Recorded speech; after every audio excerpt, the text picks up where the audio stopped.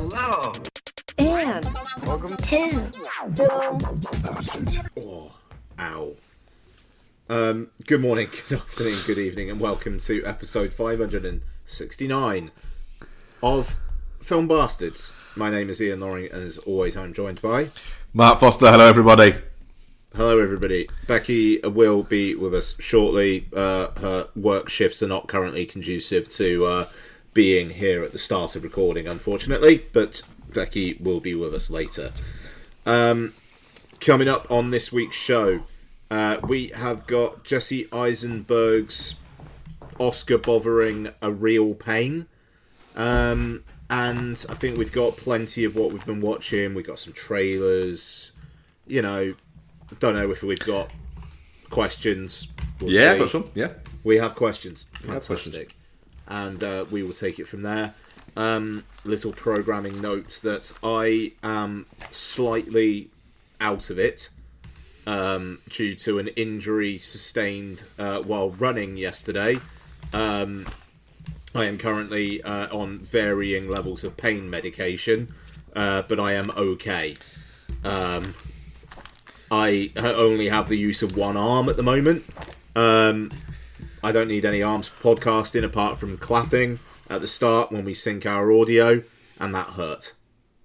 But if I'm just a bit like I am now for the whole piece, apologies.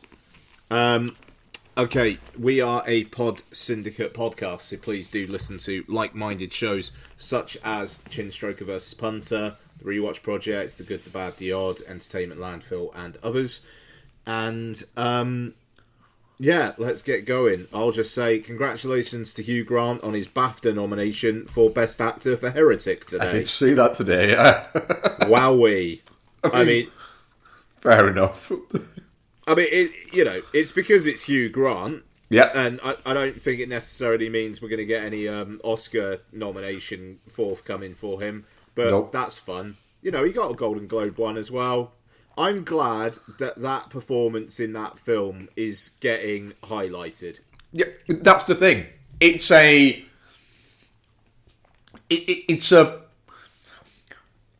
decent film that is incredibly elevated by his performance, and it's not because anybody else is bad in it. Yeah. No, he is just great in that film. And for that first hour or so is just lights out fucking stonking. Yeah. Yeah. So, yeah, that was good to see. You know, obviously the fallout from the LA wildfires kind of feels like that's going to reverberate for fucking years. Yeah. But for the short term, Oscar noms delayed. They were supposed to be tomorrow as we record, I believe. And then they were pushed to Sunday, which would have been fucking weird. Yeah. I think they're now happening next Thursday. So there's like a week's delay. Yeah, that sounds right. And like a bunch of other things have either been postponed or cancelled.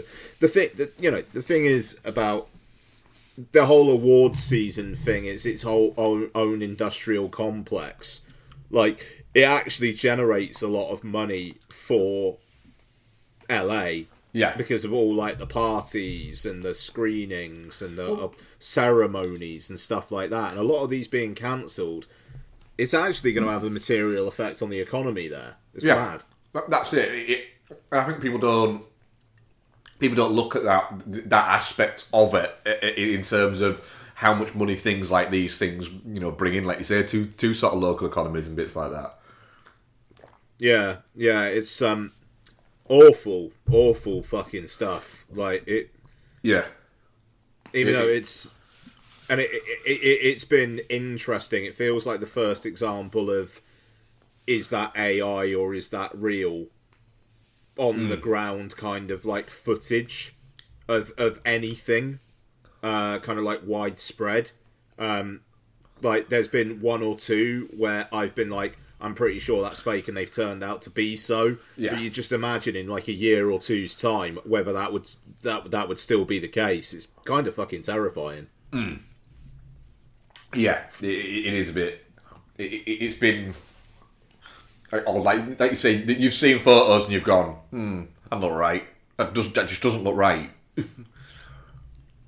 Yeah, no, exactly. But you know, I don't think anybody from the LA area is probably listening to this. But if you are, Christ, we hope you're okay. Yeah, like very it's much so, yeah, fucking shitty fucking situation. You know, after the strikes and COVID and whatnot, you know, say what you want about Hollywood and celebrities and actors being actors, like Timothée Chalamet fucking riding into a complete unknown premiere on a Lime bike, and then people looking at his fucking trousers and going like, there's no puddles on them.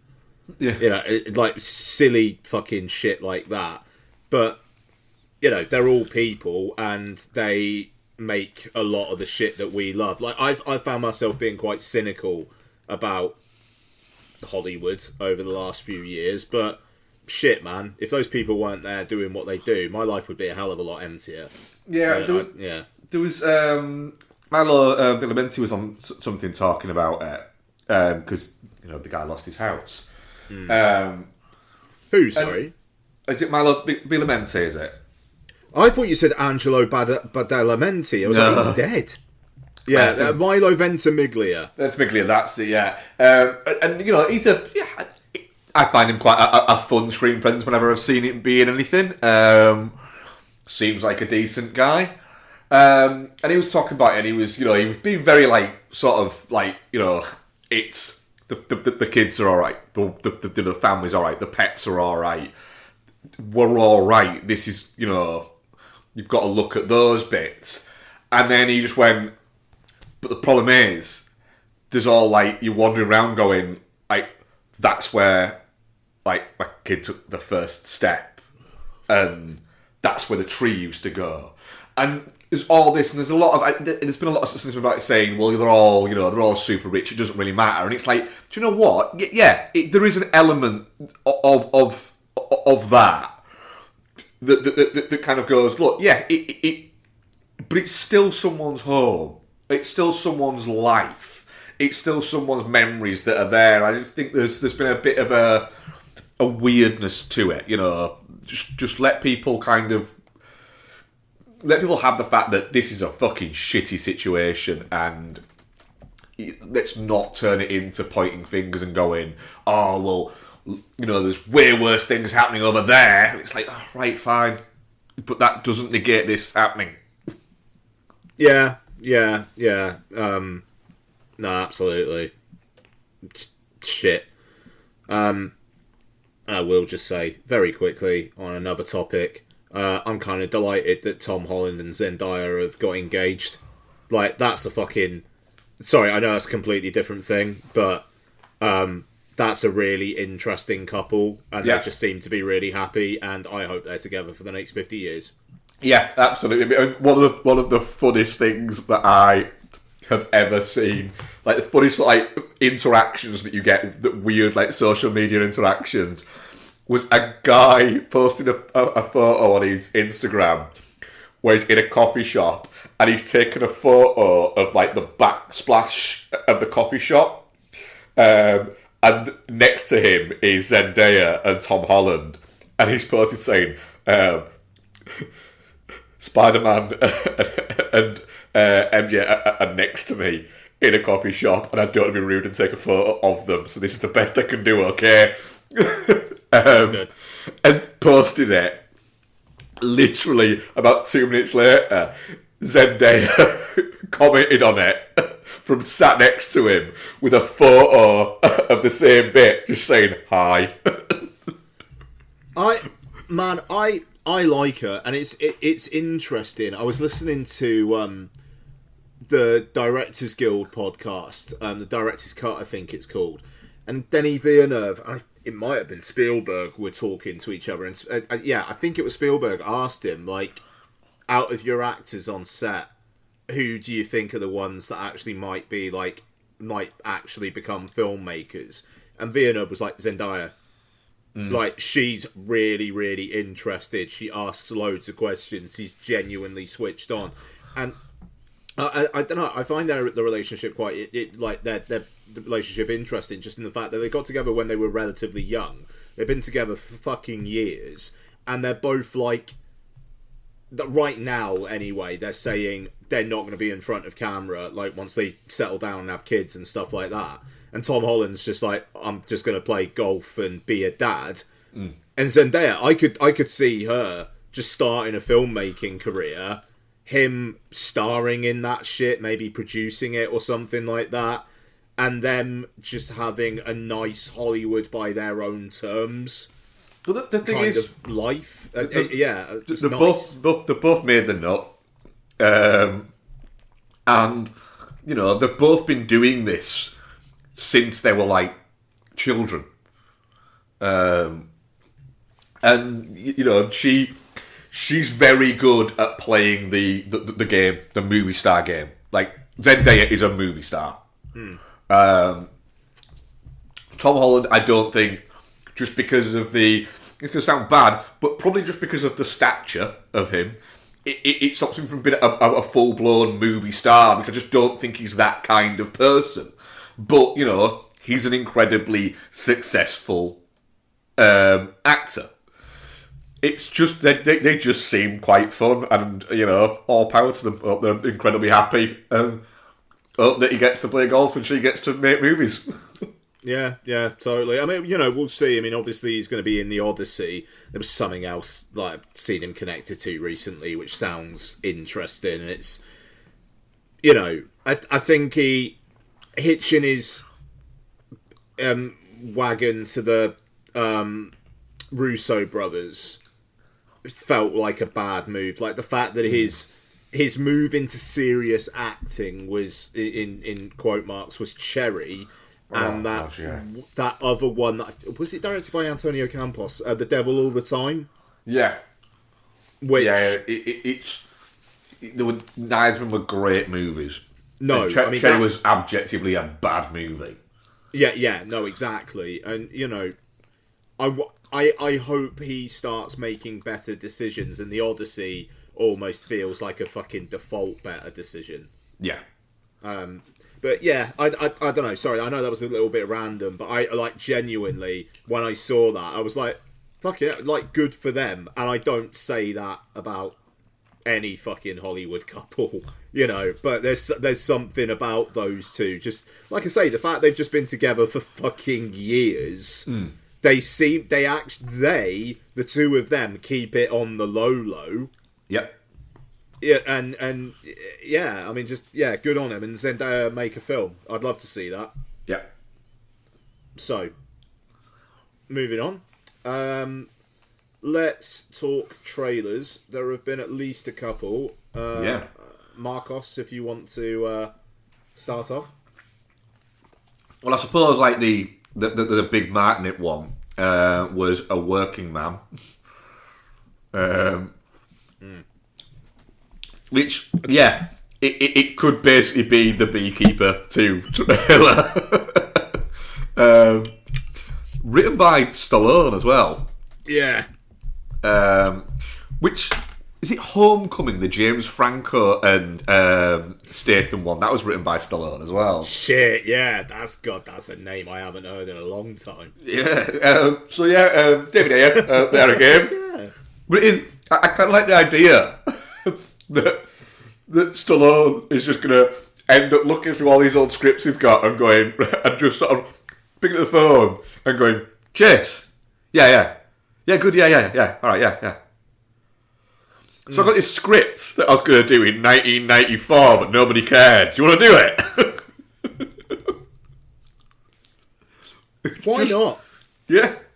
And it's the kind of meat and potato stuff that will do well. You know, Flight Risk is out in a couple of weeks. I know we're becoming, like, borderline obsessed with that film, which feels like it's spread into our WhatsApp group as well. And I like George said the other day, it's like 85 minutes including credits. It's going to be amazing. Yeah. And it's like, yeah, Yeah, it is. You know, and it will make money. My point that I'm getting to, sorry, is that it's going to make money. So will a working man. Like, you know, cinemas, at the moment, need fare like this to just get in a dependable crowd, which also may actually work well enough with older folks who go to see films during weekday afternoons. Exactly, yeah. It will. It will, because you'll get people who like Jason Statham movies who will take their girlfriend who likes Jason Statham, and you will get people who grew up on 80s and 90s action movies going, yeah, let's go watch that. And that's it. I mean, it's got Jason Statham, David Harbour, Michael Pena, and Jason Fleming in it. That's not a bad cast. That's a lovely cast, that'll do. Yeah. Fucking I'm looking forward. Also, it just looks incredibly like, yeah, fair enough, I'll watch that. That's got 7 out of 10 written all over it. Hey, look, Beekeeper, I need to probably rewatch that in the next couple of weeks. Not because it's going to be in my top 10. Might be in my surprises, given my previous relationship with David Ayer. I'll tell you that for fucking free. Beekeeper is just just good fun. It's just it's a real nice little treat. Yep. What else have we got? Oh, another trailer for Companion. I didn't see this. I still don't know what it's about, and I really like that. I also like that when the trailer for it came up before 7, there was a group of guys who came in before the movie started and were sat behind us at 7, and were basically, you know, when you feel like when you sat there going, like, I know it's like before the movie started, but you could use an indoor voice. You don't have to be shouting to your mate that fucking loud. And when that trailer came on, and it says from the twisted minds of Barbarian, one of them, and there was about 6 minutes, went, "Oh, that movie was fucking weird." Hell yeah. And then somebody said something, he was going, "Shop, shop, shop!" And then when that trailer finished, they started talking again. By the way, they were perfectly behaved throughout the entire movie. But yeah, it just still don't know what's going on with it. Still don't know what to expect, but I'm really intrigued. Yeah, but yeah, very much so. That is out not next week, but the week after, I think. Yeah. Looking forward to that. I like Sophie Thatcher as well. Like, I thought she was really, really good in Heretic. Yeah. And I thought she was all right in Rob Savage's film as well, the Boogeyman. I thought she was all right in that too. So she's an interesting presence. So yeah, looking forward. It's Jack Quaid as well, isn't it? Yeah. Yeah. I remember seeing a tweet that kind of, one of those tweets that does the round that goes everywhere, that comes around every couple of years, and it is Jack Quaid is Dennis Quaid's son. It's mad that Dennis Quaid looks like he should be called Jack Quaid, and Jack Quaid looks like he should be called Dennis Quaid. A little bit insulting, but I get it. But the thing is, Jack Quaid commented on it once, and like on one of those things where it says "read mean tweets," he read it and just went, I mean, yeah, can't really argue with that when your dad's fucking Dennis Quaid, can you? It's like he seems to have a really good understanding of who he is, which is kind of quite cool. He's got his head screwed on straight. Yeah. I think the only other one I've got is the Double De Niro. I think so too. So this is the Alto Knights. Yep. Directed by Barry Levinson, written by Nicholas Pileggi. And as I said to you yesterday, Mark, I am up for this film, but it feels like your 65-year-old uncle's like most anticipated film of the year. Yeah, I'm alright with that. Yeah, so am I. But again, this one feels like it's going to do a lot of weekday afternoon business. Oh, I'm going to go and see it on a weekday afternoon just because. To be with your people. It feels right. Yeah. Yeah. I mean, Barry Levinson's one of those guys who's a little bit of a forgotten sort of director. Probably because he hasn't really done anything for, he's made one film in the past 10 years, and it was Survivor, which I believe was the Ben Foster one, which I believe actually was for HBO Max in the end. But, like, it's the guy who in the 80s did Good Morning Vietnam and Rain Man, and then in the 90s did Toys, Disclosure, Sleepers, Wag the Dog. Yeah. I mean, he's not a bad filmmaker or anything, No. and it's. I don't know. Just my biggest question with this film is, why is De Niro playing dual roles, but he's not playing brothers? I don't get it.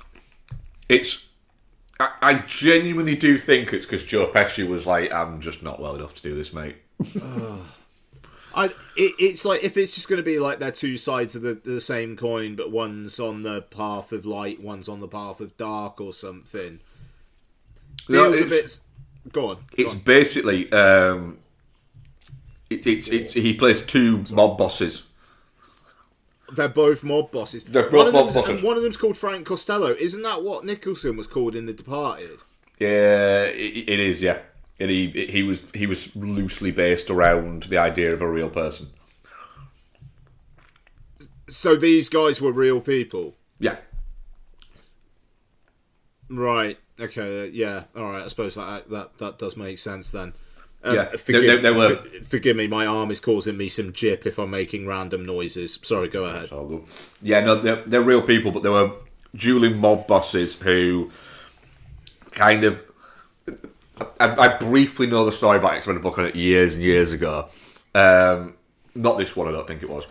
But they were dueling mob bosses who. Effectively, they weren't kind of against each other. They were part of the same crime family, and then one of them they had this long-standing pact that they wouldn't go after each other's turf, and then one of them decided to just go fuck it. Okay. And from the looks of the trailer, this is this story. And it's out in March, yeah? Yep. That feels like a good slot for this. Yeah. You either do it in March or you do it in October. Week before a working man. Yeah, I mean, weekday afternoons in the cinema are going to be fucking lit. It's a good cast. It's written by Nicholas Pileggi, so there's going to be some quality there. It slightly feels like a bit of an end of an era kind of a thing, and I'm hoping that it's good. Yeah. The thing is, I'm not going in expecting fucking hell 9 out of 10 fucking banger or anything like that, but I'm expecting a steady 7.5, 8 out of 10. That was just good filmmaking.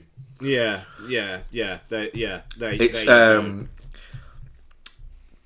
Dante Spinotti's shot it as well. Oh, he shot Dante Spinotti shot it. Okay, I mean great. So it's gonna look good at least. Yeah.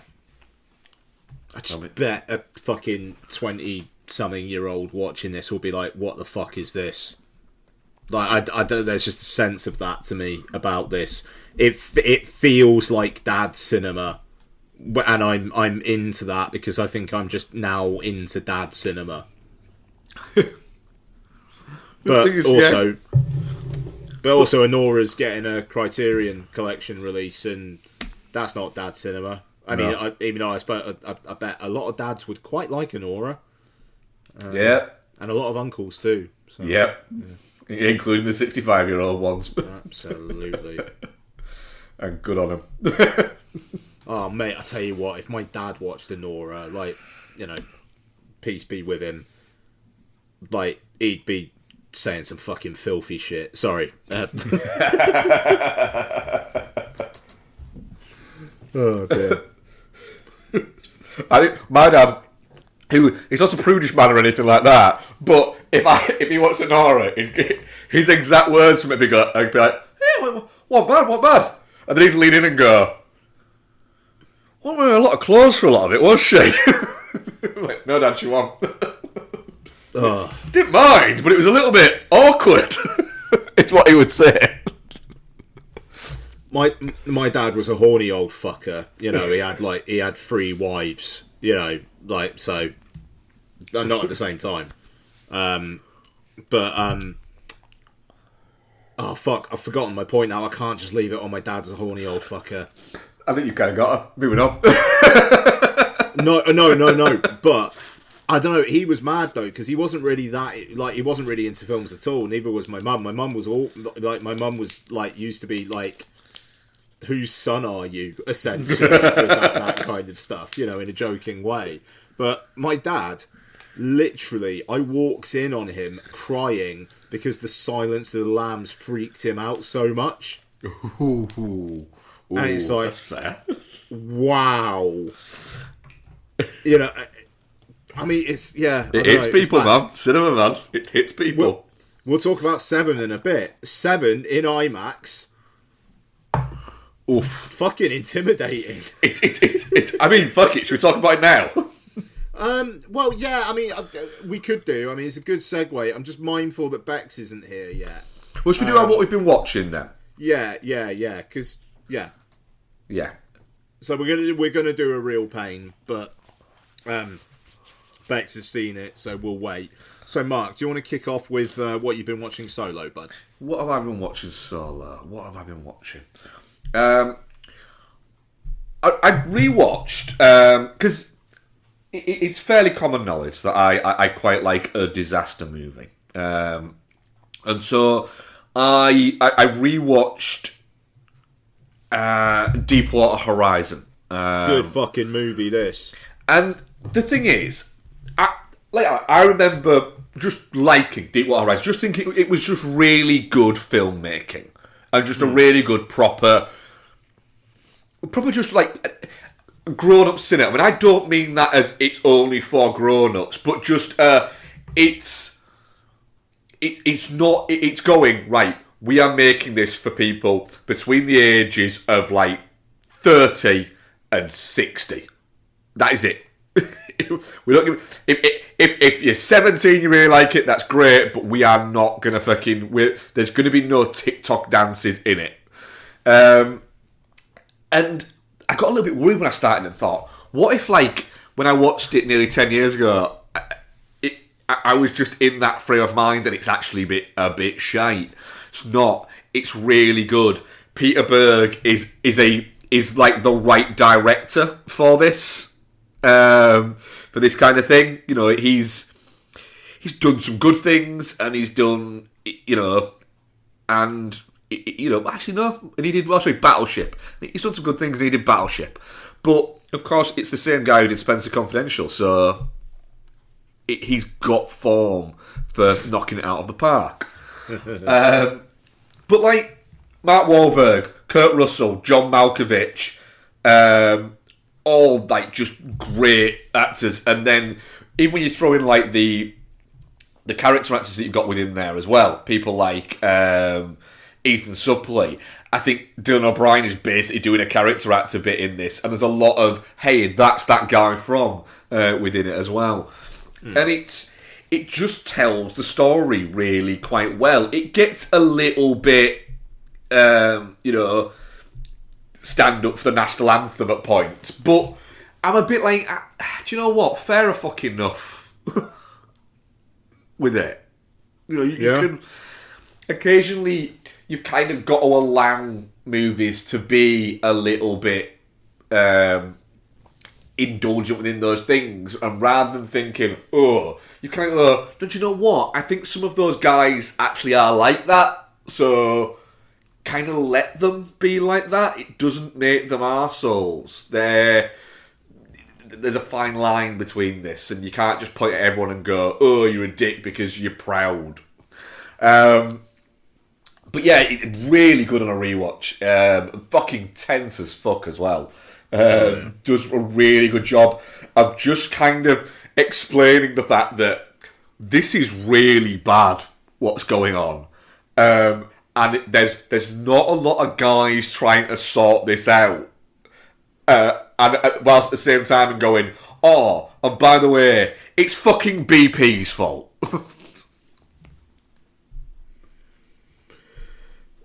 It's yeah, no, I just remember it being really harrowing. Yeah, it goes off. It's kind of as the build up to it is happening, because the build up comes in.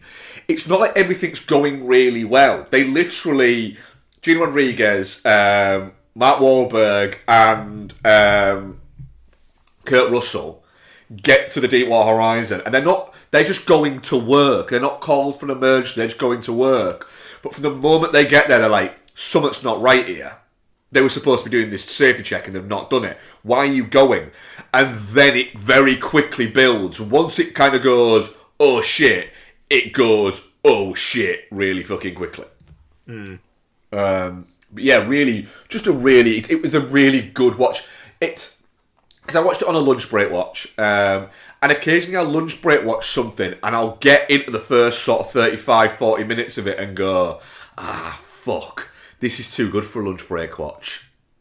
Like, this should have been an at-home watch. And it's not like I'm watching on my phone. I'm watching them on a 4K iPad. Yeah. So what else have I watched?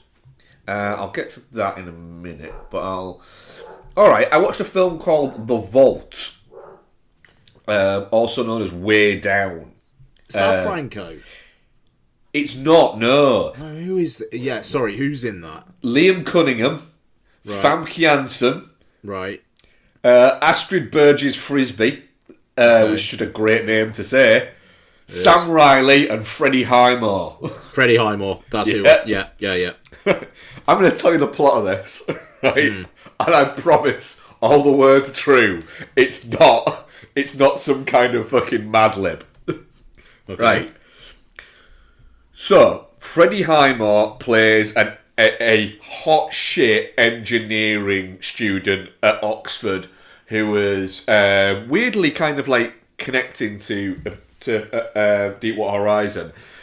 Has become like hot shit because he invented some special like class bit that basically averted a oil spill disaster that was happening. So all of these companies are trying to employ him. And Liam Cunningham plays a ship salvager. And he's... Whilst that's going on, that Freddie Highmore's getting all of these interviews and these offers to go and, these 7-figure-a-year offers to go and work for all these oil companies, Liam Cunningham, along with Astrid Burgess-Frisbee and Sam Riley, have essentially, they've found something while salvaging that has the location for where Sir Francis Drake stored all his treasure. But... Okay. I'll keep going. Right? Just as he's got that, and Sam Riley in that weirdly, like, gravelly voice that he's got that doesn't fit his face, goes, "We got it." It's a terrible Sam Riley impression. The fucking Spanish turn up. Right? Great. And so the Spanish take that off them and they put it in the Spanish, the Bank of Spain's vault, which of course, any vault in any film is the most impenetrable vault in the world. So that is the most impenetrable vault in the world. right? At the same time, MI6, Famke Janssen from MI6, right? Yeah, who looks like if you trying to draw Famke Janssen from memory. Now, that's what she looks like. You can't look at a picture of her, Ian. You've just got to draw her. That is what she looks like now, but she shouldn't look like that now. Yeah, she basically goes to Liam Cunningham, no, you can't break into the Spanish vault, wink, wink. We can't support you at all with that. Although we would like what you would get from there, we can't support you at all, wink, wink. And you're there going, why the British involved in this? And then there's more, right? It's all set against the backdrop of the South African World Cup and Spain games within the World Cup. So when they go and do the big kind of heist, it's set against the backdrop of the 2010 World Cup final because that is the only moment where they can go and do it, because all the cameras will be facing away from the Bank of Spain, because they'll be on this concourse that has been done to show the World Cup final. I mean, that's an interesting idea. It is. It's all right. It's not. Yeah. It's a good idea. Yeah. Do you know what? It's too long because it's touching 2 hours, right? But I enjoyed this movie. It's fine. It's quite fun. The way they get through the heist when they're going, we don't know how to crack this, and Freddie Highmore just walks in and goes, well, what if we do this, this and this? And then just go, he's a fucking genius. And I watched it going, I mean, I'd think of that. Maybe you're all dumb. But it's got a fun cast. It's got a fun premise. It's done in a fun way. I fucking enjoyed it. It is the most... We watched it on a Tuesday night. It is the most Tuesday night of movies you could watch. Okay. Yeah. It's 7 out of 10. I'm not saying it's great or anything like that. I'm saying it's fun. It's just good fun. And Freddie Highmore's got a good screen presence. And Sam Riley was one of those weird ones where, in the mid to late noughties, there was him and Jim Sturgis and a couple of other ones that were going to be the next great big British actors. And then all of these fucking, very wealthy family kids like Benedict Cumberbatch and fucking Tom Hiddleston kind of went, fuck off you guys, we're over here, it's fine. The boys are here. And then, Jim Sturgis and Sam Riley are just kicking around doing stuff like this. But he's quite good in it. Nice. Okay. Yeah, watched it on Prime. It's fun. That's great. Okay, good. Blockers. A sex comedy from 2018. Rewatch this one. Which stars John Cena, Leslie Mann and Ike Barinholtz, who I think I described on the our boy chat on WhatsApp as if Mark Wahlberg had always worn glasses and this was the first time you'd seen him without them. That's Ike Barinholtz.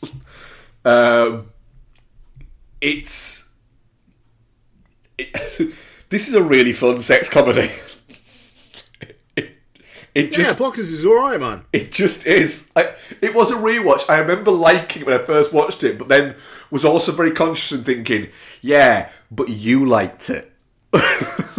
So, it's not a fucking seal of quality, you prick.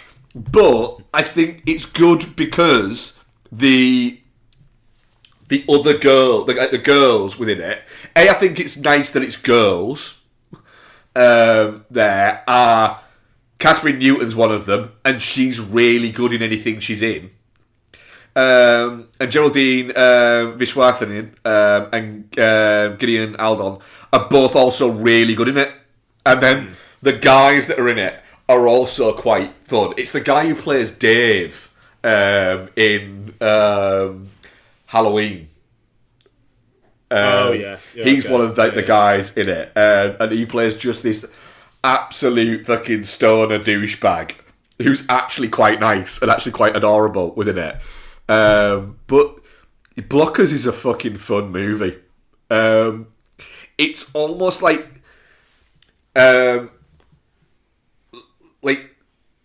John Cena and Ike Barinholtz can kind of they add a little bit of kind of like they temper Leslie Mann's ability to sometimes feel a little bit like you're not a real person, like you're not acting like a human act. you're too turned up, and they kind of they almost temper that, and that's weird when one of them is Ike Barinholtz is tempering that. But it's good. I've very much enjoyed my rewatch of it.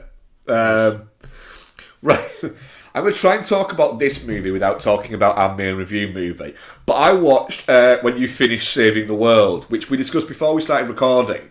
It's really hard to actually remember what it's called because there's too many words in that title. And as I said to Ian earlier, I kept on. My brain kept on automatically turning it into Seeking a Friend for the End of the World, which this isn't. It's a different film. So I know Bex has watched this as well. And so the story is that Triangle Face, also known as Finn Wolfhard, he's like this 17-year-old kid, Ziggy Katz, and he has a place on a music stream app called Hi Hat, where he performs songs, and he's quite popular on that. He's got like 20,000 followers, and he comes from a very kind of upper middle class family. His mum runs and founded basically like a safe home for domestic abuse victims.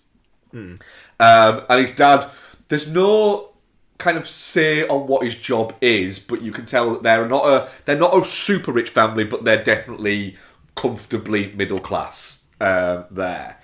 And it's the basic crux of the story seems to be, I'm not going to it is only like a couple of years old, is that it's about how just vacuous the main character Ziggy is, and how he's just mirroring his mum from this.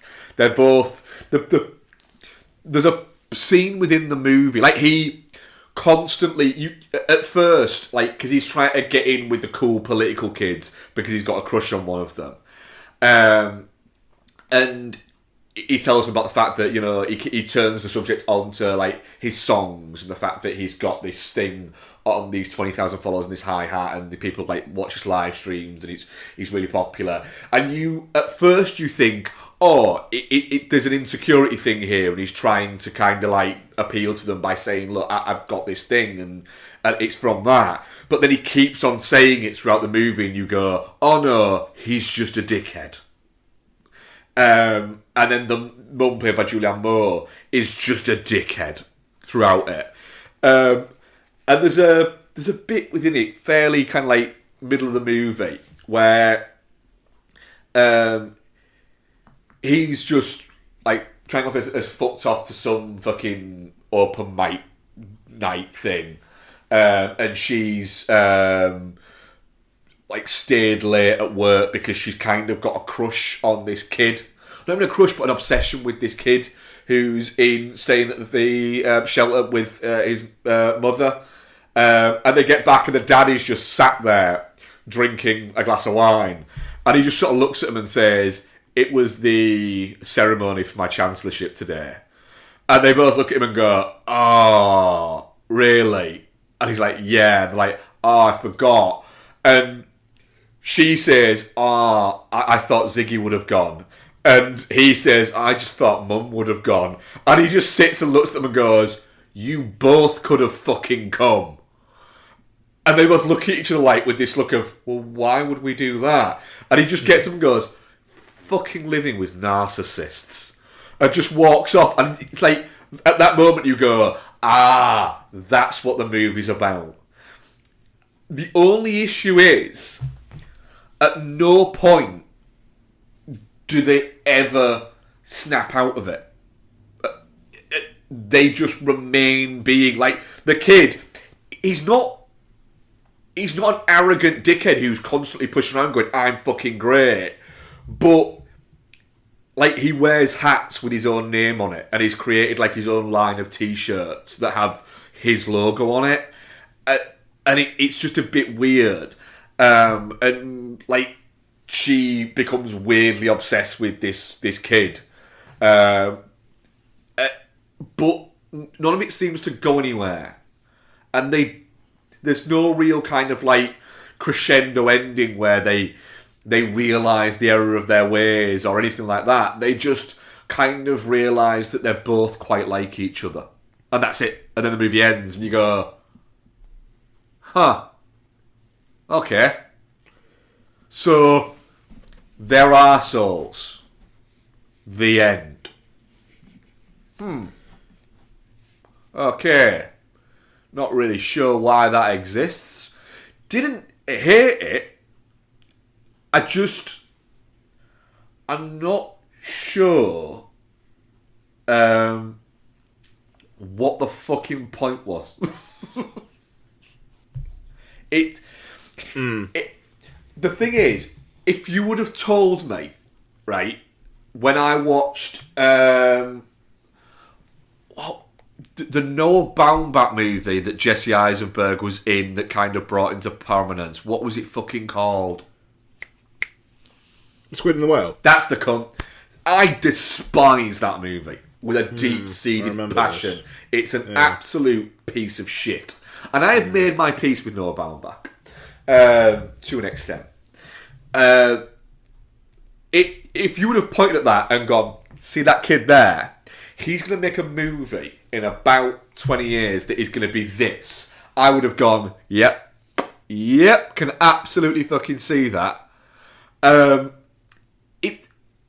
It's saved by the fact that Finn Wolfhard is really good in it. And Julianne Moore is very good in it, but it's very much Julianne Moore doing a Julianne Moore thing. But yeah, I was quite not disappointed, but just a bit like, fair enough. I kind of see that we might just get a steady drudge of these from Jesse Eisenberg. You can definitely tell that it's the same guy who made A Real Pain. I mean, your description at the ending there, spoiler alert for My Force and A Real Pain, but okay, that's that then, is it? Yeah. Yeah. And we'll get into A Real Pain later on. I'm similar to you with that. This is that turned up a few levels. Okay. Yeah. Yeah. What have you been watching, bud? So yeah, I've got a fair few things actually. So I talked about Batman Begins, but I didn't talk about The Dark Knight. No, you were halfway through The Dark Knight. Yeah, cool. Okay, so I've done a few Nolans since we last recorded. So yeah, so finished off The Dark Knight, and yeah, man. I mean, I suppose I'll talk about The Dark Knight and The Dark Knight Rises. So the thing that I really like about these films is that they're three very, very different films. You know, The Dark Knight Rises kind of feels more like a sequel to a Batman Begins than it does as a follow-up to The Dark Knight. Yeah. But, you know, The Dark Knight is this quite personal to Bruce Wayne story and like him having to believe in the good of people, which ultimately is paid off. You know, and like he defeats the Joker ideologically in that film, with the ferry boats stuff. You know, as well as like leaving him hanging outside of a uncompleted skyscraper. And you know, the IMAX stuff is legend at this point. You know, it's the kind of the thing that I feel like The Dark Knight is the single most important film to the history of IMAX. It's the first film that basically made you go, oh fuck, all right, wow, okay, and it's that scene where he goes to get what's his name, Lau. Yeah, that, because you go. Because I remember watching it in IMAX, and we'd gone to Bradford to watch it in IMAX, and it just going. I remember like the screen switching and being sat watching it and going, "Oh fuck! Whoa! All right then."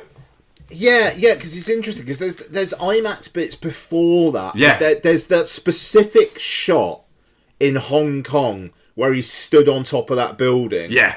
And you've got, like, it's kind of slightly circling around, and you've got Hans Zimmer's score just going, that's the exact bit that I'm meaning. Yeah. And yes, that is the bit where it's like, fucking hell. And then you've got... It's interesting because the IMAX stuff, like, kind of like, it's not as notable later in the film. But you've got that, and then you've got the 18-wheeler bit where, like, he capsizes that truck. Yeah. And that looks stunning as well. But then, you know, later on in the film, yes, there's some punchy and whatnot, but it is the ideological thing, and I like that. And it's... Yeah, it's Bruce Wayne's faith in people being paid off there. And then Dark Knight Rises is essentially this epic, you know, the haves versus have-nots thing is... I don't think it necessarily feels fully formed.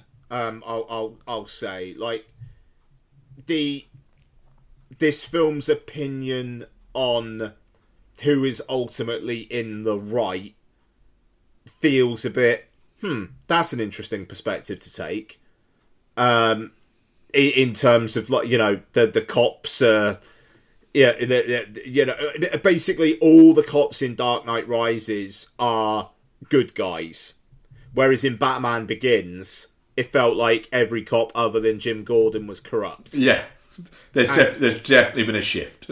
Yeah, but again, it feels like that shift is the influence of Batman. Yeah. And, you know, the Dent Act and whatnot. So I think it can be explained away. I don't think it's super well nuanced, but I like how epic scale The Dark Knight Rises is, where it is Gotham is, like, under siege for months. Yeah.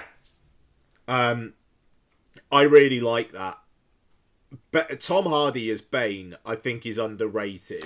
I think Tom Hardy in Bane is underrated, and I think it is simply because Heath Ledger's The Joker is so iconic, and it's iconic because it's incredibly good. But that doesn't mean there's a little bit of a... I'm going to use a terrible analogy, but I'm going to use it anyway. There's a little bit of a Messi Ronaldo thing kind of with it, and it's like, well, just because one's a bit better doesn't mean the other one's not really good.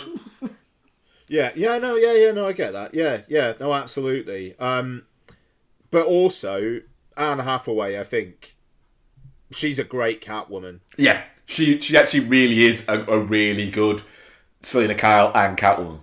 Yeah, no, and Selena Kyle, yeah, quite right. I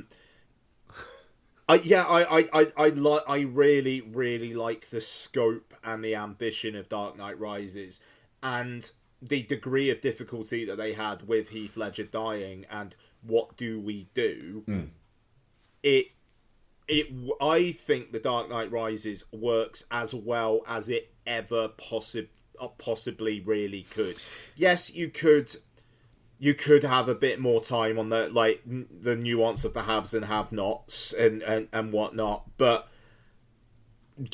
especially given that we need you to make a fucking film, and also the fact that it was basically, if I make Inception for you, if I make The Dark Knight Rises for you, you'll let me make Inception. Yeah. So, had to be done. So, moving on to Inception. Which, again, is just that real... I don't know whether we're going to get a big swing like this again in cinema. Like, Spielberg's got a mysterious film coming out next year.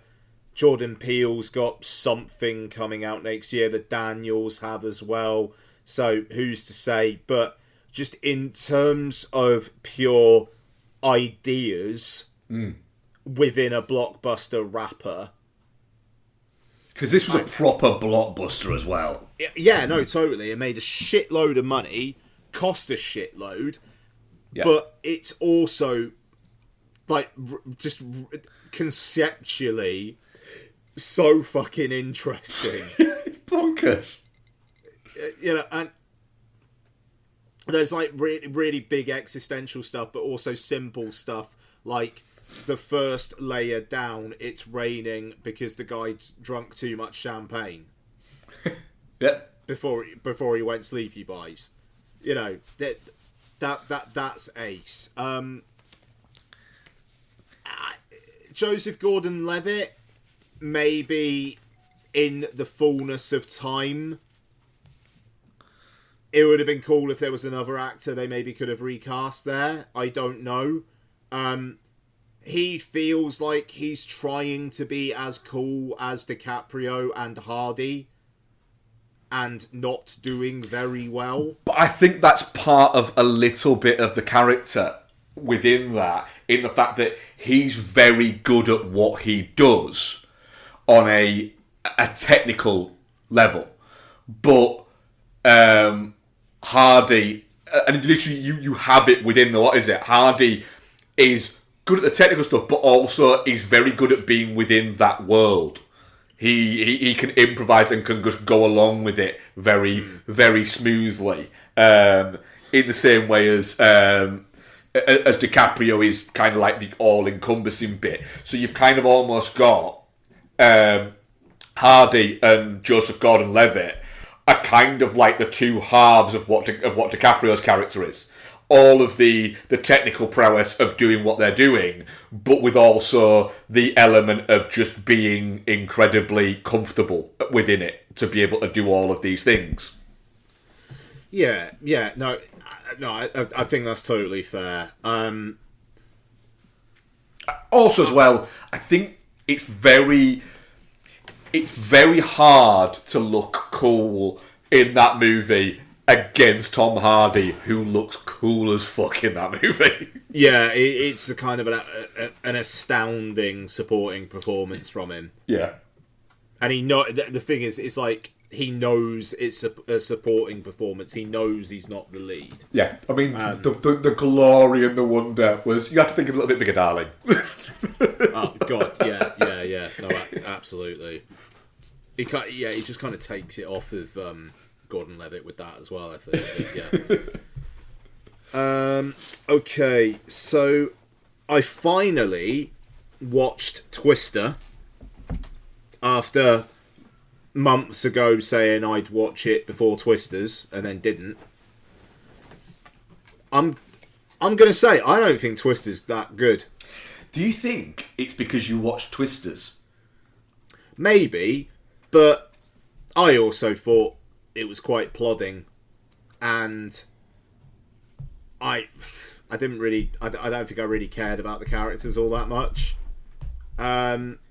But yeah, I mean, maybe, I don't know. It kind of feels like the reaction to Twister. Like, I'm not the only one. Like, Twister is not a bona fide 90s classic. Oh no, it's not. No, for sure, it's not. Yeah, it's not Speed. No, it's not Speed. Like that. No, absolutely. And yeah, I don't know. Like, I thought the Bill Paxton's fiance character, I just felt really, really bad for her throughout the entire thing. Like, her last scene, spoiler alert for Twister, is her saying to Bill Paxton, like, I'm just not a part of your world. It's okay. I'm gonna be all right. Go be with Helen Hunt. Yeah. But she really gets fucked over through that film, through the whole thing. Like, she's nice. Yeah, she's not a She's dick. a nice person. Yeah, that is a fair point, actually. Yeah, let's say she's not an arsehole. She's not like... She just seems quite nice. Yeah, and yet she's kind of a figure of fun for quite a lot of it. And especially when it's like, it's Helen Hunt's kind of provoking some of that as well. And yeah, I don't know. It was interesting because when I rewatched Twisters and I watched it with Donna, like, Don was like, it's just very America, which, yeah, Twisters kind of is. I think Twister maybe doesn't have that as much, but I just find Glenn Powell more compelling as a lead than Bill Paxton. I you know, which sounds awful because Bill Paxton's great, but I can see where you're coming from. Yeah, I don't know.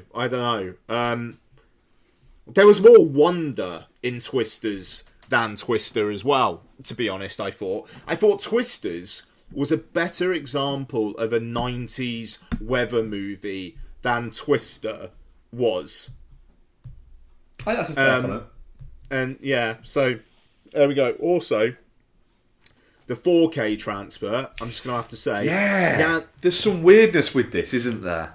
Yeah, so Jan de Bont has done some tinkering to it, and there's a featurette on the disc where he talks about it, where he says that it basically, when you're in a hurricane, it looks green. Now, I was in a part of Hurricane Ian in Florida in 2023, or Tropical Depression 19, as my in-laws wanted to nickname me.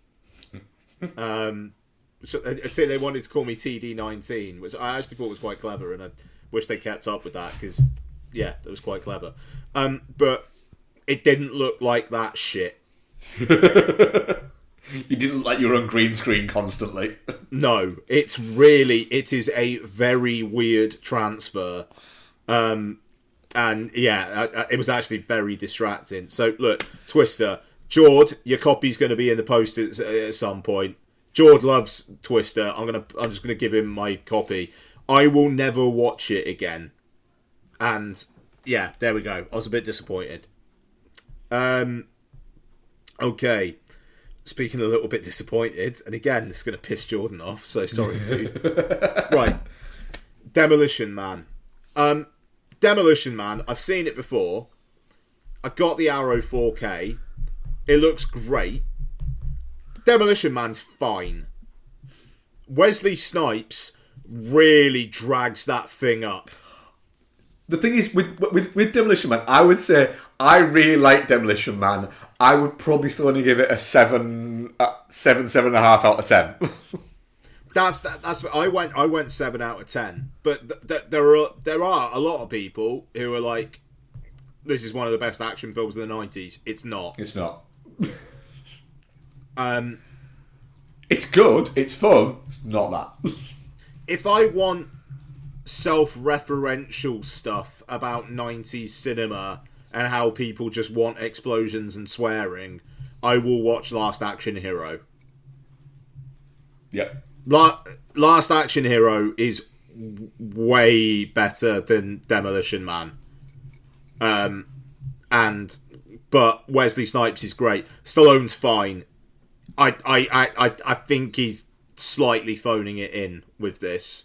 I think Wesley Snipes is great. And there we are. That's Demolition Man. And I... Oh, yeah, still got a couple. So, blank checker doing Spielberg, or early Spielberg, because they already did DreamWorks and on Spielberg. Do you know what?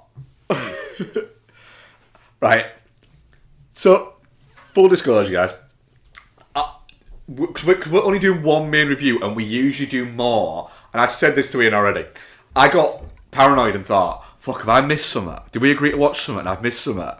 Shit. Right. What? Did you watch the Sugarland Express? No, I didn't. Okay. I didn't. But I did. I did then look at Ian's letterbox just to make sure I haven't missed anything, and was like, Sugarland Express? That'll be a blank check thing. Right. It's what I thought straight away. So I was waiting to go. Not that Ian doesn't watch a diverse selection of movies. I just thought there's no way Ian has, on that specific day, gone, do you know what I really fancy watching? The Sugarland Express. Yeah, bang to rights. So, yeah, look, first time watching the Sugarland Express. Was it? Yeah. Ooh, my first watch this ever was in the cinema. Like, not when it came out, because I was not born. Nice. Yeah, I mean, it's Spielberg, man. He's a good filmmaker, isn't he? You know? I quite liked it. You know, it's not the banger that Duel is. No. But yeah, I thought the three leads were cracking. I really like the idea of breaking someone out of prison by going into a toilet with them and then stripping off, and then you've just got another set of clothes under you, which the prisoner then puts on. Yep. That's really funny. That's good. But the way that this film, so, you know, just in brief, based on true events, but a lot of it dramatized for effect. Goldie Hawn breaks William Atherton out of prison to basically go rescue their kid from social services, and they take a policeman hostage. So it turns into this kind of like cross-state police cars following them, but they can't do anything because like they're threatening to shoot the cop. But then they actually start getting on all right with the cop as they're heading towards the kid's foster home. And there's this inevitability about the whole thing, where Donna like came in like the second half of it and just ended up like watching it with me, and I just kept on saying like, yeah, but it's not going to end well. And she was like, no, it's not. But it's so charming and kind of loosey-goosey and fun that when the end does happen, it is sad. You don't necessarily feel the cognitive dissonance of a change in mood because you know it's going to happen. It's one of those the journey warrants the destination kinds of things. Just super charming, and like there's no bad guys here. The bad guy is just the situation. And it had a kind of a hangout movie vibe, and yet it's almost constantly moving as well. Just an interesting bit of work. You know, apparently a lot of filmmakers like, you know what, Sugarland Express, that's my favourite Spielberg. I'm going to call them liars. Yeah. You know, that feels like the cool answer. But it's a really, really interesting bit of work. And then his next one was Jaws. Yeah. Like when people turn around and say, "Oh, yeah, Paul Thomas Anderson." I think Hard Eight's probably his best movie. No, it's not. Yeah, it's a little bit that. Yeah. It's a little bit that. Okay, and then my last one before I'm going to take a pee break. But yeah, my last one before that is doing a little bit of catch up for end of the year. Caught up on Kneecap. I haven't watched this yet, and I probably should because I've listened to the album quite a bit. Oh yeah, no, I mean yeah. If you know their music, you totally should. So it's on Amazon Prime. and just got nominated for a bunch of BAFTAs as well. I really enjoyed it. It's not going to be troubling any of my lists, if I'm honest. But basically, it's a real life band, and what I assume is an exaggerated version of their origin story. Yes. Which is fine. But yeah, they're two mates and a guy who one of them meets when he's roped in as an interpreter because he'll only speak Irish when he's arrested. And then he basically becomes their producer. And Michael Fassbender's in it as well, which is why it had some attention, playing one of them's dad, who is a guy, Republican bomber who faked his own death. And it's based. The film is essentially about the Irish language and how people having their language is important, and they make their music in the Irish tongue, and how this causes problems. So it's entertaining and it's fun, and it's got a point to it, but it doesn't ram it down your throat. But it felt a touch incomplete as a film. There's a romantic interest subplot which literally just stops at one point and never gets picked up again, which, I don't know, felt a little bit sloppy and felt a little bit... This got nominated for 5 BAFTAs and you've literally forgotten about that character entirely. Okay. But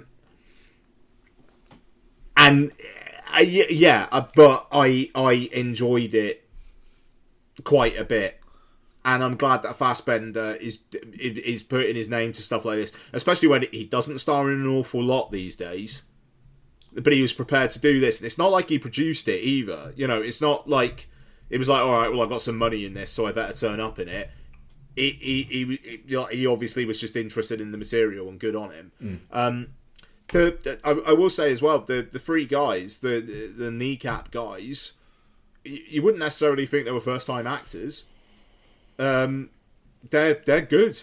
They're good, and they are playing themselves, but they are definitely exaggerated versions of themselves, and that's cracking. Like one of them, producer, has got a full on relationship arc where he becomes their producer kind of in disguise, hiding it from his girlfriend, and they've got multiple scenes together, which again I'm assuming are largely made up, and he does really well. It's not Dee Antwoord in Chappie. Yeah.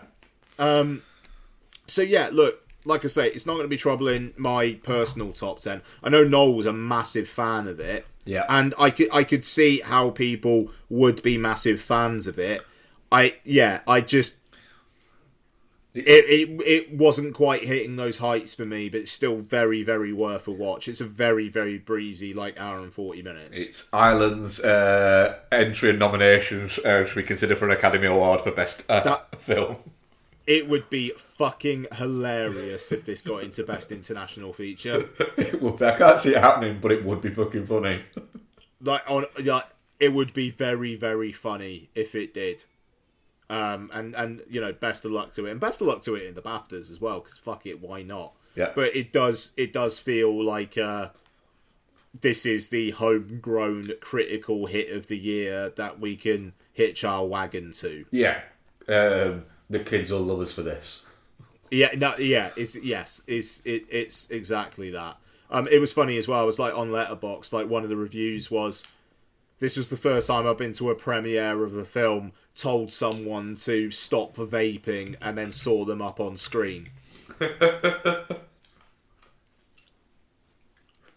So, yeah, that was pretty good.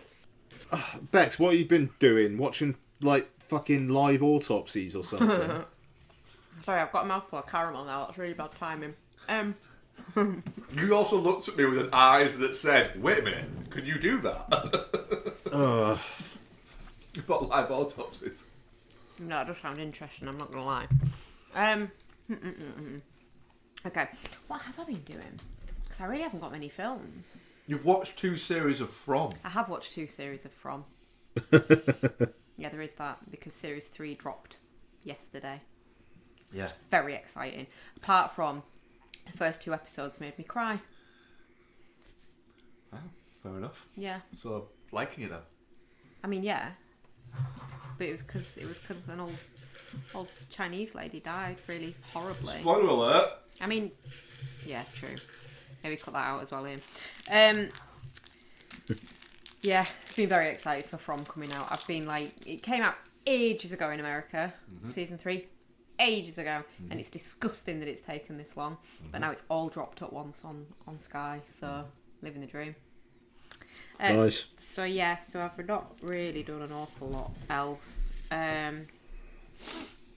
Did you do that? Yeah, I did do that. Let's see what you thought of it. This is quite interesting because I watched it, spoke about it, you can speak about it. Because we disagree about a fundamental thing in this movie. So when you finish Saving the World, I was really disliking it to start off with. I was just like, right, everyone's shit, the kid's a piece of shit, the parents are pieces of shit, that fake activist girl from his school, piece of shit. And like, everyone's kind of a piece of shit all the way through it. But like, Apart from in real life, that kid that she becomes obsessed with, he's alright. oh yeah, he's alright, but how fucking weirdly pedo is she with him? It's fucking gross, to be honest. It's made me like, Julianne Moore gives me the ick because of how pedo-y she is towards that child. Does not give me the ick. Well, alright, pedo lover. So I'm not a child. and like, oh, that bit where she like, she's horrible to Ziggy at the dinner table and like chews him out, and that made me want to cry for him. That's horrible, that bit. She is quite fucking... She's fucking awful. And then the husband just goes, mate, and she's like, yeah, I know. She shouldn't go after him and apologise. She just lets him go. That is literally what he says, isn't it? I think he says her name, but I can't remember her name. He just goes, Ellen. Yeah. She just goes, yeah, I know. But like, she does nothing about it. No. And he's so neglected, and I think it's quite an interesting... Like, he is a bit of a piece of shit. He's an entitled, privileged piece of shit, but he has been raised to be that way. And he has been nurtured into becoming what he is. Been coddled from things so that he doesn't really know anything to be angry about, so he's just angry about stuff. Like, he's not angry. Well, he's not really, but he wants to be. He wants to have like a cause. He wants to be a better person.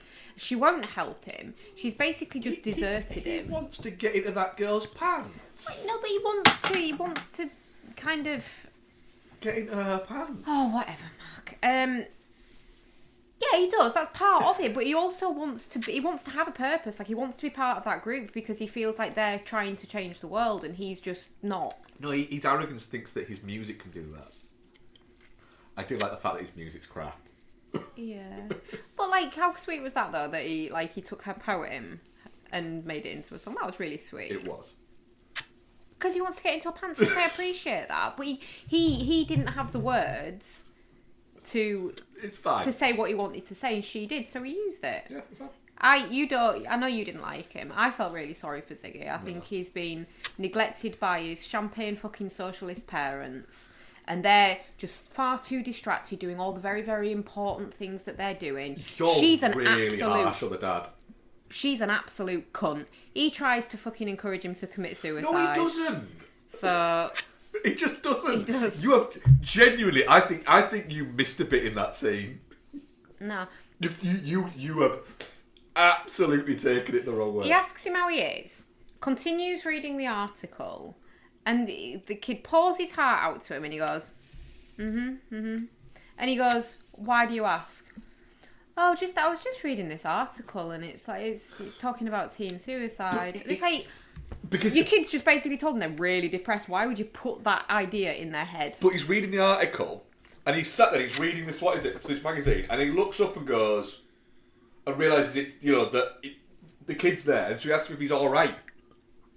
And basically, then it's like, why? He doesn't just say that. He's like, well, why ask? And he basically, I'm reading this article. What is it? And it basically says that the most likely thing that's going to kill you is you. And I saw it as like he's actually concerned. I just feel like that's maybe something that you store away in your brain, and then you have a conversation with your spouse about. As look, I'm really worried Julianne Moore's character's his spouse. Well, yeah, all right. Or you think about it in your own little head and go, "Shit, I'm a bit concerned that my child might be at risk of this." What I'm not going to do though is put the word in his head, so it's there as like an idea. I'm not sure about that. But yeah, that bit where she's basically like, just fucking awful to him. Yeah. When is she a bit drunk? Is it when she's been to the restaurant with the object of her affections?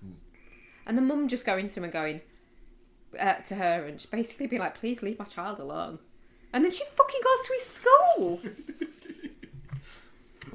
There's some clever bits within it. Yeah. Like the fact that she's trying to fix this kid who is nothing to her. And then literally in the background, while she's trying to fix this kid who's going, I'm fine. Like, I appreciate this, but I am fine, please. Stop. In the background, you can hear this banging noise, and it's her kid banging his head into his own locker because he's just completely fucked everything up with the girl that he's trying to get in the pants by trying to be a Billy Big Balls. What did you think of it at the end, overall? Because I really liked it did overall. you? Yeah, I didn't. That's fair. That's fine. I really liked it. I thought it was really quite thought provoking as to how, as parents, we need to be more sensitive to what we are creating and what environment we're creating for our children to actually be. We might want to be like these really kind of cool liberal people that are just living their cool liberal lives, but that's not necessarily the best, most nurturing environment for a child to grow up in. You have to treat kids like kids, and then when they're adults they can kind of go. But you also have to let them be their own person. You do, but not all on their own. No, not all on their own. And that's what they've done with him. And I think it's quite interesting. I think there's quite a lot of parents from our generation that are very, very hands off. That it's just like, no, you can't really do that. You can't just be hands off. No, that's what it's like. Like that bit where he asks her if she can get a lift to school, and she's like, "Can you be ready in the next 5 seconds?" He runs upstairs, and she just looks at her watch and fucking leaves him. She did say 5 seconds. She's a twat. She's an absolute twat. I do like the fact there's a callback to that later on where he says later on, "Oh, can you give me a lift to school?" And she goes, "Well, are you ready?" Like, listen, I'm fucking studying right now. Yeah. The kid's a dick though. But the way I saw it is literally she loses interest in him once he stops being interested in the things that she's interested in. Once he becomes his own person. Like, it's suggested it's like 13 or something like that. She loses interest because she isn't interested in these new things that he might be interested in. She was only ever interested in spending time with him if they were doing things that she liked. The thing is, though, he is interested in it. Kids' interests ebb and flow. Like, well, that's it, yeah. He's come back to it. Like, the thing with the African restaurant, and she's like, "Oh, you don't like it?" And he's like, "Yeah, I do." You said it makes you feel dirty. Well, it makes my hands dirty, yeah, because you eat with your hands, but I like it. Like, it's just such a study of bad parenting. And what vacuous children it can create. Yeah. But yeah, I really liked it. I thought it was quite maturely handled as well. For a directorial debut, I thought it was really good. There is one thing that I would say, that when he puts up the red light for when he's on air there, I've watched it go in. Like, this is the difference between a middle class American family and a middle class British family. Because you would have got two reactions from a middle-class British family. One would have been, well, you can fucking take that down, you little dickhead. Or the other bit would have been, well, why are you putting that up, but you're doing a terrible job of it. Yeah, well, and also take into account the fact that it would be a flashing red light. It would be just a sign on the door saying, "Fuck off, I'm recording." Yeah. Anyway, what else are you watching? On my own. In any capacity. That's it. You watched The Vault? Oh yeah, the I explained the adult YA movie. the plot. Yeah. Yeah. It is. It's a YA movie, but It is with a YA grown-ups. movie, yeah. Yeah. I mean, it's fine, but it's fucking ridiculous. Yeah.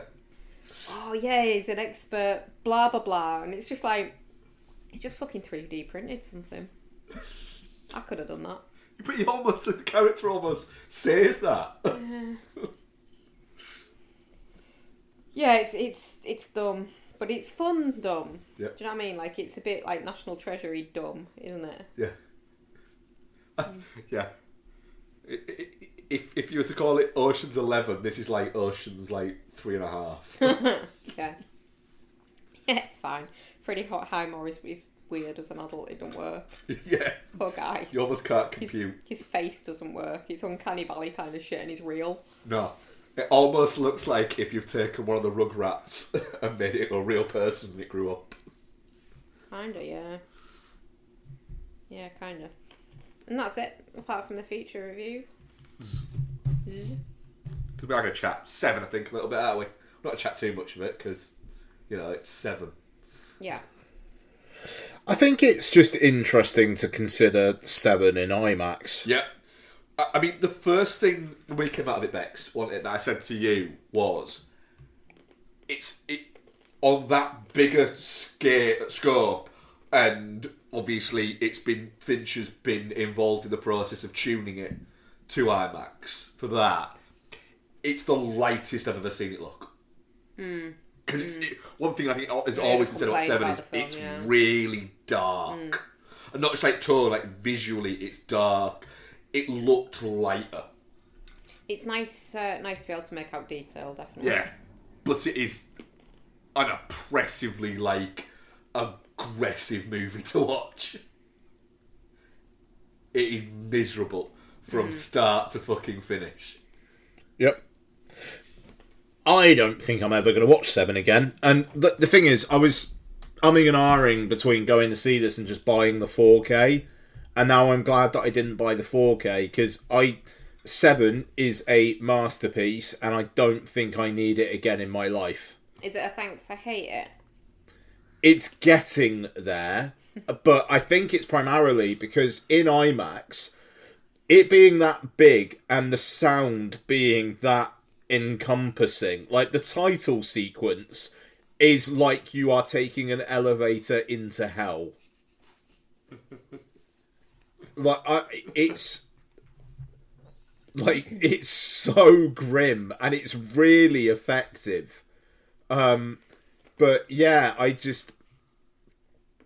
the hopelessness of the film is just that large is really uncomfortable. But I will say the fact that as soon as he said, I'm paraphrasing slightly, but Kevin Spacey saying, "So I took her pretty little head," the fact that a girl in front of me went, "Oh my God," and a friend of hers said, "What? Oh my God." I was thinking, just when you were talking then, can you imagine seeing it, for the first time on IMAX in that way? Because I think it does heighten the emotions and stuff. Oh, God, yeah. But not knowing. Yeah. And it was like when the credits started, a guy behind me was just like, fucking hell. Yeah. And I mean, it had everyone's attention. Because, obviously everybody's there to very intentionally go see 7. Yeah.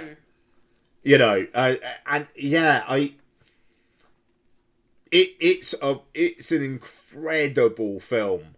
And looking like that, bloody hell. I was a little bit worried at the start as well when the New Line Cinema logo came up and it was kind of fuzzy. Yeah. It was fuzzy. I thought, ooh. Yeah, and then, it's like, uh-oh. And then, no, okay, we're fine. Yeah. Yeah, very quickly. But yeah, yeah, I don't know. I kind of feel like I'd watch it with Lottie when she's old enough to watch it because I want to see her reaction. But it would mainly be me watching her watching it. What? Aside from that, I think I'm good. Why do you hate your daughter, Ian? No, because it's a great film. Yeah. I always like I always really like the fact that Kevin Spacey was the third choice for John Doe. He's perfect, is it though? And number one was Ned Beatty. Definitely was. Because apparently he just looked a little bit like the sketch that they used for it. Right. And then the other one was Michael Stipe. Fair. That would have been fantastic. And Michael Stipe didn't do it because he was touring at the time. And that's when they ended up with Kevin Spacey. Well, again, listening to the Blank Check episode, they shot with someone else for 2 days, and it's never been revealed who it was. That's interesting. I wonder. Around that time. Michael Stipe. And he was like, hang on a second, what? I've got to shoot for more than 2 days. No, I'm on tour. I mean, Ali Emery wanted to be John Doe, didn't he? But they were like, no, you seem too evil.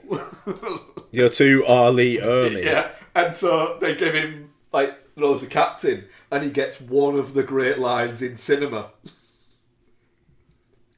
This isn't even my This dad. ain't- my This desk. isn't even my desk. Yeah, this isn't my desk. Yeah, it's good. It's just fucking brilliant. It's the way the phone's ringing for ages, and you can tell that Fincher had this idea and was just laughing his ass off because it is that's the sort of thing that Fincher would find funny. The phone's ringing and ringing and ringing, and he just answers it and goes, "It ain't my desk," bang. And it's like the one laugh line in the entire film. Yeah, there's the only other laugh bit in it is that always gets me in your little backs is when Brad Pitt gets Morgan Freeman a glass of wine. Oh, I love it. And then the train goes by and it's, what is it? And he picks up the glass and it's just like a fucking tall boy tumbler. And he kind of It's the looks fact at he it.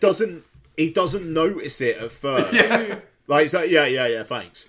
And then looks at it like 30 seconds later. Yeah. It's great. He's great in this as well. Who? I was watching it though, like, gosh, they look so young, and it's like, yeah, He's 30 years old. he's fucking real old. Yeah. Yeah. One thing I really noticed watching it, I don't know why it makes a difference watching it in the cinema, but I haven't noticed it before, is how much you can feel the origins of Mindhunter in this movie. Oh, yeah. Like, it's real vibey. I need more of that. He needs to just fucking put some time aside and make the next season art. I think the thing is, with Brad Pitt, because No, not Brad Pitt, David Fincher. No, Brad Pitt, he'd arrived. Everyone always sort of says that he arrived in Thelma and Louise, Yeah. but it's not actually really that fucking true.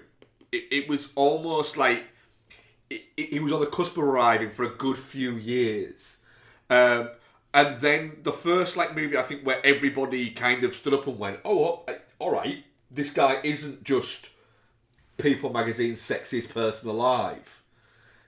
He's actually a proper actor." Was probably Seven. Nah, come on. He was massive after Interview with the Vampire. He was but Pitt was more the thing from that. It was not Pitt.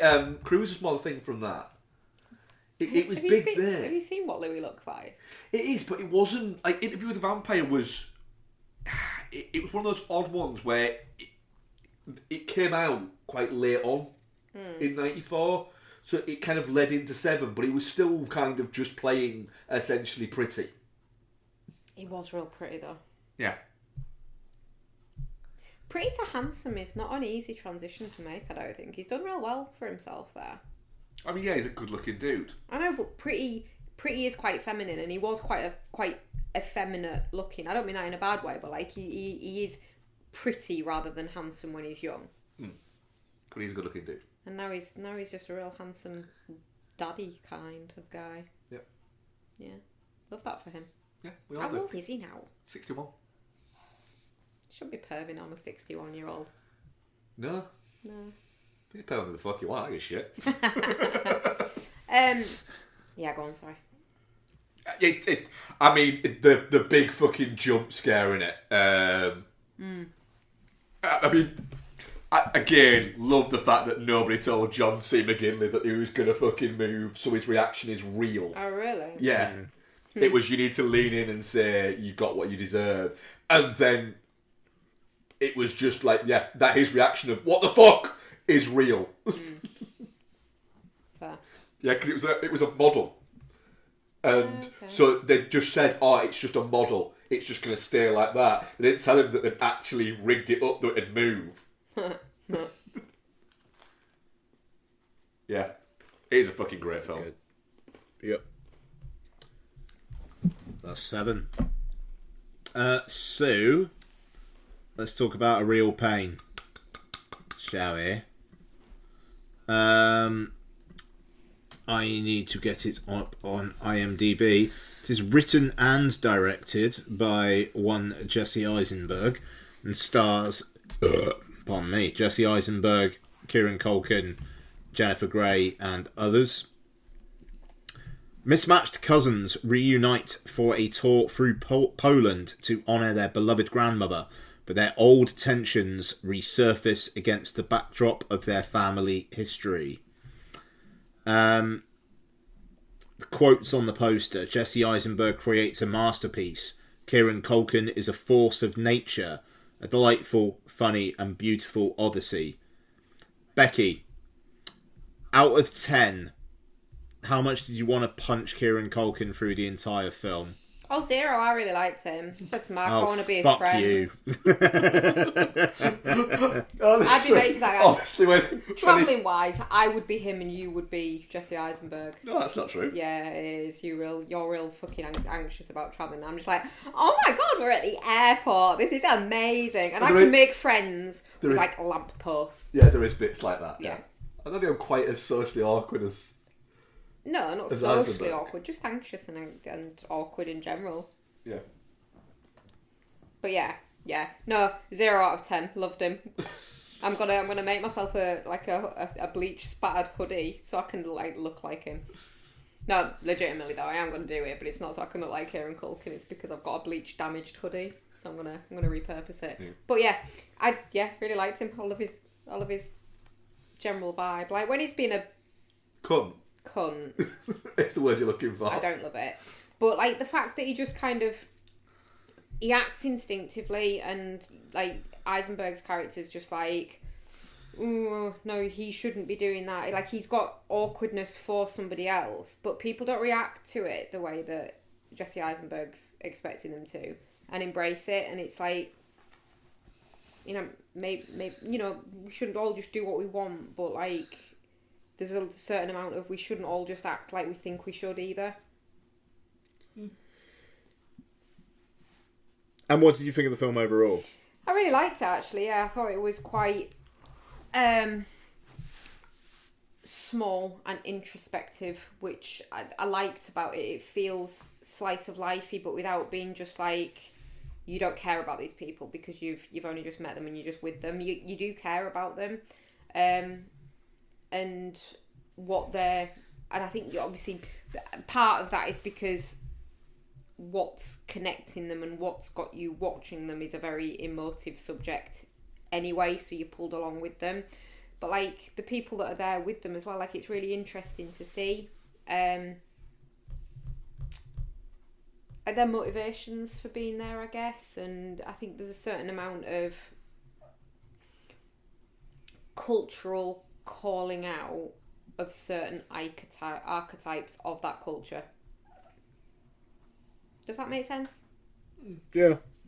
Which I think is interesting. Like it's some of the characters that are on the tour with them are a bit cliche and a bit caricature, but so that you can see what he's trying to say, but without being overly caricature-y. So yeah, no, I really liked it. I thought it was really, really interesting. I thought Kieran Culkin was really fucking good in it. And if you hated him, that's probably testament to the fact that he's done a really good job with the role. Yeah. Okay. Yeah. Yeah. Okay. I'm gonna close my ears now while you guys shit all over it, because that's gonna make Mark, me what sad. do you? Mark, what do you think?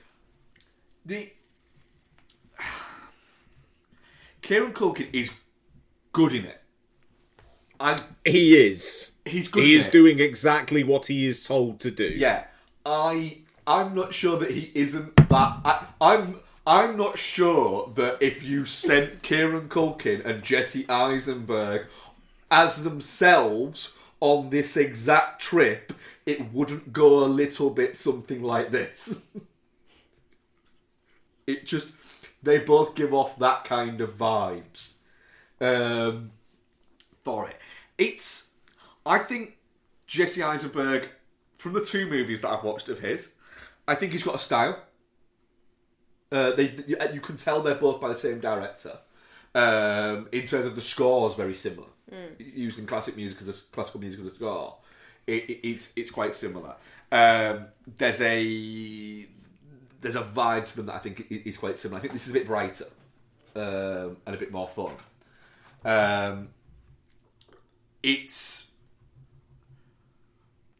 But I don't actually think Jesse Eisenberg is that good in this. Yeah. No, I don't. I think the big scene that he has where he overshares, I think it's a bit like, you are fucking, this pudding is not going to rise because you have put so much fucking egg in it. It is just a soggy mess. It's just too much going on. But I think that's the point of it. It's supposed to be like a dam breaking. Like, he's so uptight and repressed and doesn't say how he's feeling that when he does, he can't control it. That is the point of the scene. But I don't think he does it very well. I disagree. I get that that's the point. I just don't think he does it very well. I think he does it, and I do think Jesse Eisenberg is a good actor. I just think that it didn't do it that well there. I think there's an element of so I've frequently said to you, Bex, that the reason why certain people, and it's usually people from the British political spectrum, act like they act, and you can tell that they never went to state school, is because if they acted like that, they'd have got punched in the face. Kieran Culkin's character has never been punched in the face. That's why he acts like that. I don't agree. And he would have got punched in the face. I think he has been punched in the face. I don't think he has. I think he has. He just don't give a shit. No, I don't think he's got punched in the face. Which is why he acts like he has. The thing is, I didn't dislike the movie. I think it's a good movie. I didn't connect with any of the characters. Didn't really give a shit about any of them. But I enjoyed the floaty nature of the film. I think if you want to watch a film that is about this kind of subject, watch Everything is Illuminated. It's a better movie. The Liev Schreiber movie with Elijah Wood in it from 2006, maybe, something like that. But I do think it's a little bit wild that Kieran Culkin's getting Oscar buzz, or that he is the front runner for winning Best Supporting Actor. 2 reasons. 1, it's not a supporting performance. He's the lead actor in it. And 2, just it's good. He's very good in it. But I think that there are an awful lot of actors that could have done that.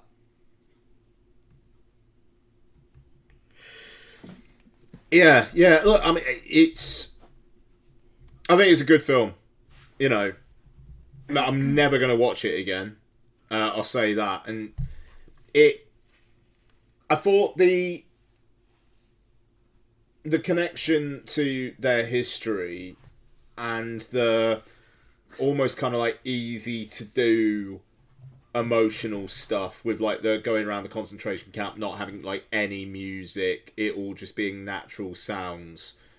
It's like it's kind of shooting fish in a barrel to get a reaction, but it does get a reaction. I thought there was a little bit of early film director career stuff to it. Like there was a bit where Eisenberg has that kind of monologue about Culkin in the restaurant, and as soon as he starts talking, it's a shot face on him and starts zooming in slowly into his face as soon as he starts speaking, and I was just like, right, well, this is a big monologue then. Yeah, I think maybe that actual the zooming in there, I think maybe that is why I didn't get on with that performance. Maybe it was a directing thing rather than a performance thing. It's his character is there to quietly react to Kieran Culkin and then have a couple of scenes where he says what he's actually thinking. And that's him. And like I didn't get on with the Kieran Culkin character because I thought it was interesting actually. Eisenberg's character actually kind of sums it up a bit, where it's like everybody's going through trauma, like everybody's going through their own shit. So you don't have to be so loud about it. I'm paraphrasing, but it's just like the way that Culkin's character is constantly putting himself in the center of attention. That really bugged me. Normalise quietly living with trauma, then, yeah?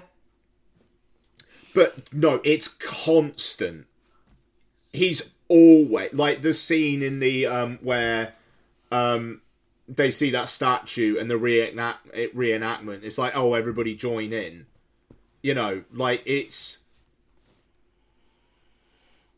He is just putting himself in there. The stuff with the tour guide and making the tour guide uncomfortable, and then the tour guide later on is like, actually, do you know what? You really, fair play. You really spoke to me there. I don't know. I've gone through my 2024 shit fucking year for me. 2025's not started that well either. Not to the extent that I'm fucking taking sleeping pills and trying to kill myself. Obviously, but it's been a rough year. I'm not gonna normalise my trauma by not talking to people about it, but I'm also not gonna make myself the centre of attention in front of a bunch of people. And, different people, different reactions, stuff like that. But I suppose I'm just trying to say that my reaction to, normalised trauma then would be, you don't have to do it that way and constantly. Which is what I think Kieran Culkin is doing through this film. It feels performative. Yeah. There is an element of that to it, I think, for sure, where he does seem to... He seems to very much like to be the centre of attention constantly. And the irony of, like, chewing out the tour operator for the, basically, trauma tourism, whilst being on said tour. But he already balanced that off by going, I didn't book it, he booked it. Well, yeah, he did book it, yeah. But yeah, there was, But I think that was what tipped me over into not liking him. You don't need to do that. You didn't need to chew that guy out. The guy's literally there as a tour guide.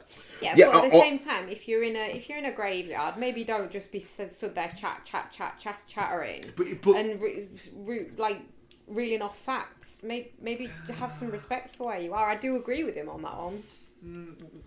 He doesn't have to. He doesn't have to be as nasty with him as he is. No, that's it. But that's wrong. But he didn't have to be a dick about it, and he's intentionally a dick about it. The way he does stuff in the film is, I'm going to be a dick about it. Like the thing in the first class carriage. And it's like... the thing is, the film forgives him for these things in multiple times. And by the end of it, Jesse Eisenberg is like battling all the way through I want to be more like him, but I don't want to be more like him. By the end of the film... It is just like, actually, no, you should be more like him. But I don't see his way as being the way to live your life there, myself. But the people in the film forgive him for it. Apart from that one guy, the husband of, is like, he's a dickhead, basically through the whole thing. But he also probably gets the least lines of any of the other people on the tour. So, yeah, I don't know. I don't feel like the point of the film was fully fleshed out by the end. And, you know, I kind of intimated earlier on, I think, Bex, before you were on, when Mark was talking about Eisenberg's first film, how it kind of just ends and, oh, is that it? Like, honestly, when they got back to the airport and just had that hug, I was like, right, what? Is this over? Are we done? And then it's just Kieran Culkin sat there. Has Kieran Culkin's character learned anything through the entire film? Has that character changed at all in the entire film? But I'm the same. I looked at it and thought, hang on a minute. So we're starting the film, and I know that the film, that's exactly the point. We're starting the film in exactly the same place. So we finished the film in exactly the same place we started it. And I just like, I don't get what journey any of these characters have been on. Eisenberg has learnt to, I don't know, give Kieran Culkin a bit more space and a bit more thought.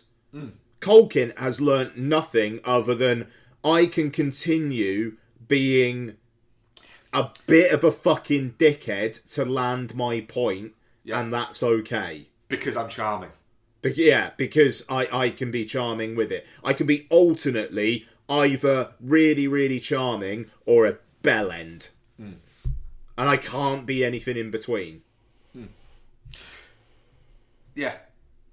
It's a real oddity of a movie, I think. I think it's a good movie. I enjoyed it. It's definitely not shit. I am surprised at how much awards buzz it's getting. I mean, Bex, I mean, like, obviously we disagree there. But, I mean, like, do you think the point of the film was that he learned anything? Or just, like, your position on that would be interesting to hear. I don't think it's an emotional journey film. I think it's a slice of life movie where you're accompanying them on this thing. He's maybe had his eyes opened to a few certain things, like the fact that his relationship with his grandmother wasn't necessarily what he thought it was. That maybe not right now when they get back, but maybe he needs to be more open to spending time with family after seeing how his suicide attempt has affected Jesse Eisenberg. There's little bits like that, but people don't go on a week-long trip to Poland and come back and completely alter their life. Like, that's unrealistic when that happens in movies. So, yeah, it's fine for me. For me, it does what it seems like it's intended to do. Complete all my life, my week trip to Poland. Yeah. Yep. Do you? You don't go on a week-long trip and then come back and go, oh my god, I'm going to like burn my entire life down and restart this whole new thing. You do come back and go, do you know what, maybe I'll make small changes. But I don't think Kieran Culkin's character's making a single small change. But no. You literally only see him at the airport, so you don't know that, do you? But, dude, come on. Like, you know, the film has to at least give you some sort of indication. Yeah. I just feel like it would have been realistic, and for me, would have been more satisfying if at least it ended with, I'll go for dinner and see your wife and your kid. Yeah. Not. Oh yeah. Not I want to sit in the airport. And say the exact same thing about how there's weird people around. It's weird people that you said right at the start of the weird film. Person. But I think the point of that is meant to be that he really doesn't know where to go with himself. Like, he's lost. Go to your fucking cousins for dinner. Yeah. Don't spend the entire movie giving him shit about the fact that you don't see him, and then when he invites you around, go, nah, I'm gonna sit at the airport instead. I get that, but like, have you heard his kid's voice on the voicemail? Like, right. he's just going to talk to him in that real girly voice. It would have been funny if it was like, if he actually said, your kid's really annoying. Yeah. It's like, and it was like, alright, he is just a fucking... I maybe would have respected that if more. If it had just said, I would do, but I do not give a shit about how many rooms are in the Empire State Building. Yeah. And they just walked off. Yeah. But he doesn't. He like literally. No. I agree with you. That would have been a better ending. He should have gone with it. When he's showing in the video, he seems like enthralled and like, why can't Sorry, the cat's just come in, skidded on the rug, nearly knocked a plant over. It's he seems like really like touched by seeing this, and then when he invites you, the guy's a dick. Like I think that's what I'm struggling with is he's a dick. The movie makes him out to be a dick, but then we're supposed to like him because what? And it always goes back to but he just says what he thinks. No, part of the human experience isn't always saying what you think. It is tempering yourself. And he doesn't. He's just a prick. And he starts the movie a prick and ends the movie a prick. And that's my issue. And like I say, he spent the entire time giving Jesse Eisenberg's character shit for not including him and not being there anymore. When he invites him on, he's like, nah. So he was just doing that as little digs. Yeah. He's just an arsehole. But definitely not shit. I've got 5 minutes, sorry. Cool, right, we do have 3 questions. 5 minutes till what? The cocodamol kicks in and you're a floopy nightmare. Definitely not shit, 80%, touching cloth 20%. I get to have that before I go to bed. Nice. Have Brad, the weirdest dreams. should they cancel the Oscars or do it via something much more low key and donate the money? I mean, what money? Like, if they don't broadcast the Oscars, they're not going to get any money. Yeah. Sorry, like that was kind of rude. Do the Oscars because LA needs the money that it provides. Yeah, which I think we spoke about earlier, didn't we? Yeah. No, I think the worst thing you could do would be to cancel them because of what's happened. I think that would be incredibly anti-Hollywood. It would. I mean, it kind of see where he's coming from. Like, it does seem a bit trivial. For sure. But I don't see what he's gained by that. I think it would be. I don't think it would be in the spirit of what. They're going to want to go. No, we're not going to be. We're not going to have that. We need a party. Yeah. In a horrible way. I mean that in a nice way. We need something. Yeah, something to. Yeah. Ethan. What country or tour would the Film Bastards pilgrimage be? Poland. No, I'm not going to Poland because it won't change me. Fucking Ghibli World. Probably would be something like that, wouldn't it? Yeah. Where? Ghibli World. Or whatever it's actually really called. Ghibli. Yeah, I'm going there, baby. No, I'm so excited for you. Take lots of pictures. I will. Oh, what's that weird one? There's like a Giallo museum somewhere. I'd like to go to that. Ian's been there. It's in Coffee Milan. and stop being everywhere I want to go.